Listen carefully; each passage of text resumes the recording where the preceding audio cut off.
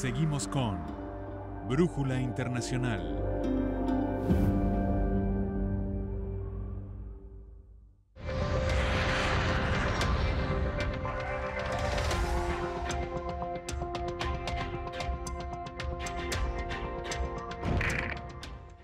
Las encuestas señalan que durante el 2018 la economía mundial va a estar mucho más tranquila que lo que ha sido en otros años, especialmente con la participación de China en la economía mundial, pero también con la situación de estable en Europa y ahora con la misma crecimiento en los Estados Unidos.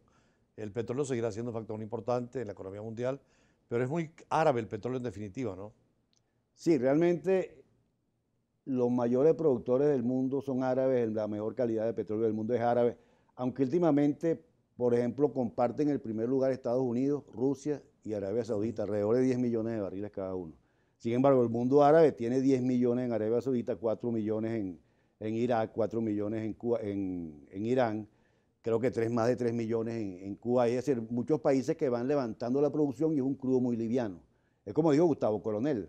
Él dijo, puede ser que nosotros tengamos más petróleo que Arabia, pero ellos tienen whisky 18 años, nosotros tenemos whisky 4 años. Es decir, que el petróleo es mucho más fácil de sacar de la tierra y es menos proceso de purificación. Claro, porque la reina de los productos petroleros es la gasolina hasta ahora. Y entonces para el petróleo liviano es mucho más fácil sacar gasolina que para el petróleo Sin embargo, pesado. hay programas de proyectos de muchos países de ir dejando la gasolina de lado por el efecto contaminante, ¿no? Sí, sí, eso es un deseo muy, muy grande y se reúnen en la ONU y se reúnen en grandes convenciones y determinan la contaminación. Se habla de que va a subir la temperatura 1 grado, 2 grados, se habla de que puede desaparecer a fin de siglo las ciudades que están en la orilla del mar, Nueva York, Barcelona aquí, sí, etc. Sin embargo, hasta ahora es un deseo porque hay una anécdota con Bush cuando todo el mundo firmó aquello de bajar las cuestiones atmosféricas en 15 años. Bush no firmó y al final ni Bush que no firmó ni lo que firmaron habían bajado porque es muy difícil. ¿Qué significa acabar totalmente con la contaminación? Significa bajar el PIB bastante y significa entonces posiblemente hambre y regresión en los países. Entonces, pero la tendencia es esa. La industria petrolera sí ha mejorado muchísimo la cuestión contaminante. En unos 40 años, hace 30, 40 años en los pozos estaba una fosa que era inmunda, muy sucia, que se quedaba ahí después que se iban de los procesos de perforación. Ahora son jardines que quedan allí. Ahora con estas perforaciones desde los clústeres se perforan muchos pozos desde un solo sitio. La gasolina no es aquella gasolina de plomo, sino una gasolina más ecológica. Es decir, la industria petrolera ha mejorado muchísimo en su cuestión ecológica. Sin embargo, claro, el petróleo es contaminante por definición, igual que el carbón, todo es contaminante. Ahora, las grandes economías del mundo no son petroleras, o sea, los grandes desarrollos, sobre todo los últimos, es el caso de Japón o Alemania. Bueno, hay como una castigo por los países productores, lo que decía Pérez Alfonso, el estiércol del diablo, el petróleo. Sí, porque hay algo que es un falso paradigma. Nosotros hemos pensado que el petróleo da riqueza, pero lo que da riqueza es el talento. Claro. Entonces Alemania no tiene petróleo y ahí está Alemania. Estados Unidos realmente tiene petróleo, pero Estados Unidos importa una gran cantidad de petróleo, consume muchísimo y es en base al talento. Japón y los dragones asiáticos no tienen prácticamente una gota de petróleo y están allí levantados. Japón lo que tiene es terremotos, maremotos. Pero la parte intelectual es extraordinaria. Exacto. Entonces, ¿qué quiere decir? Que lo que desarrolla un país es el talento. Ahora, si uno tiene petróleo y lo usa con talento, es un desarrollo mucho más rápido y mucho más espectacular. El problema es cuando tenemos petróleo y lo usamos sin talento porque provocamos desastres como el que puede provocarse. El mundo, el último medio siglo del mundo, prácticamente los países que de verdad llegaron al desarrollo son países sin petróleo, sin mucho recurso natural. En América Latina, Chile y Costa Rica. Y los petroleros, ¿dónde están? Fuimos un gran modelo. Sin embargo, fuimos un gran modelo con una moneda muy dura y todavía con un desarrollo poco sustentable. Claro. Ahora, en el caso de ustedes, en la industria petrolera, ¿siguen formando cuadros para el futuro? Sobre todo la universidad.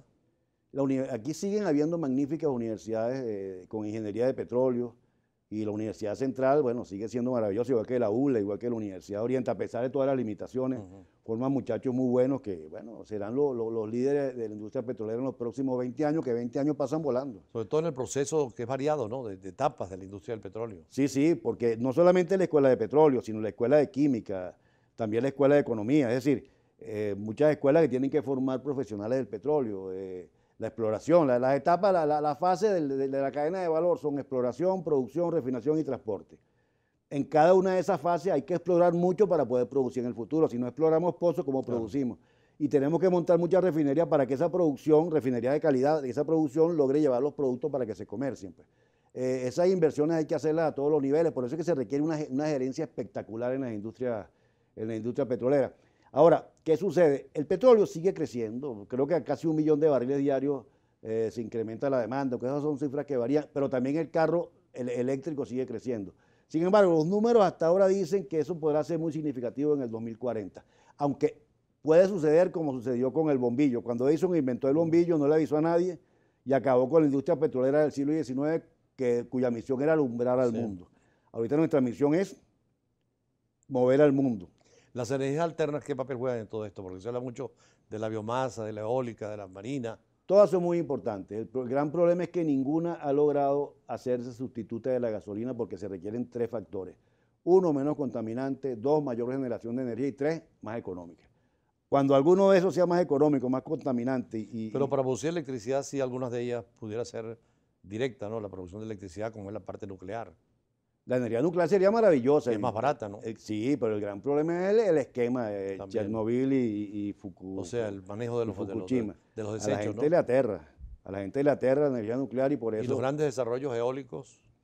Hasta ahora hay algunos desarrollos eólicos, pero eso no compite con el petróleo todavía. Está muy lejos de competir con el petróleo.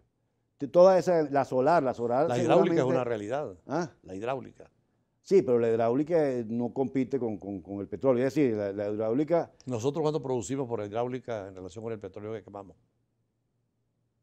En relación con el petróleo que quemamos, o sea, nosotros producimos cerca de 2 millones de barriles. Yo creo que la hidráulica no llega bueno, perdón, la del Guri. La del Guri, que son 20.000 kilovatios. Bueno, no sé exactamente, pero creo que el Guri es unos 500, 600 mil barriles diarios de barriles de petróleo equivalente. Pero también una cuestión, el Guri es maravilloso, pero el Guri depende de los combustibles fósiles para poder funcionar, pues. Algunos países también con las energías alternas es ganar la capacidad de exportar petróleo y no consumirlo, quemarlo. Claro, el costo de oportunidad, pues. Lo que podríamos hacer nosotros, lo hubiéramos podido hacer muchísimo con la orimulsión, por ejemplo. Exportar orimulsión, utilizar... ¿La faja del Orinoco cómo sigue la situación del petróleo pesado? Bueno, la faja es un petróleo muy pesado que deberíamos estar ahorita, según los planes, produciendo 2 millones de barriles y realmente de los 4 mejoradores, 3 tienen problemas. ¿Cómo hace Canadá y otros países que tienen el petróleo similar? Bueno, lo gerencian y el de Canadá, la palabra no es similar, perdona, pero creo que es peor, porque en Canadá es otro tipo de petróleo que tienen que muchas veces sacarlo con palas, pongan el petróleo en camiones, después van a un sitio, sacan el petróleo, devuelven otra vez la tierra, vuelven con los camiones, lo vuelven a poner, vuelven a sembrar y vuelven a sembrar las maticas arriba. Es decir, eso es un proceso mucho más complicado que el nuestro, un petróleo mucho menos competitivo. ¿Y la orimulsión es algo venezolano? Sin embargo, va creciendo. La orimulsión era un invento venezolano. Un invento venezolano totalmente. Y la orimulsión iba a sustituir la energía del gas y del diésel y de todas las plantas eléctricas del mundo. Eso era algo maravilloso. Pues, y era un negocio que iba a ser venezolano prácticamente. Bueno, muchísimas gracias a Rafael Gallego, profesor. Muchas gracias a usted. Especialista en petróleo. Siempre es bueno conversar con este tema y sobre todo, empezando el año, es importante tomar conciencia de la riqueza que tenemos y la necesidad de perfeccionar nuestros sistemas. Sí, nuestro problema no es la producción, el problema es la gerencia del petróleo. Eso es bueno ¿cómo hacemos para conectar la industria petrolera con el desarrollo del país? Bueno, vamos a un corte y seguimos con otros temas internacionales en otros